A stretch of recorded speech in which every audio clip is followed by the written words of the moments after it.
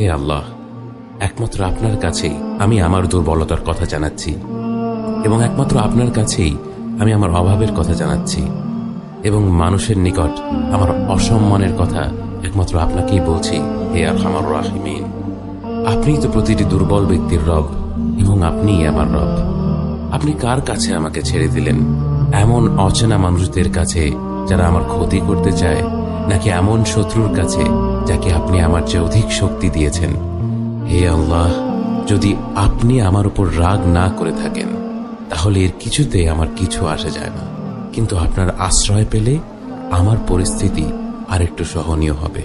হে আল্লাহ, আমি আপনার চেহারার নূরের কাছে আশ্রয় চাই, যা সব অন্ধকারকে উজ্জ্বল করে দিয়েছে, যা দুনিয়া এবং আখিরাতের সব বিষয়ের সংশোধক। আল্লাহ, আপনার রাগ এবং অসন্তুষ্টি থেকে আমি রেহাই চাই। আল্লাহ, এ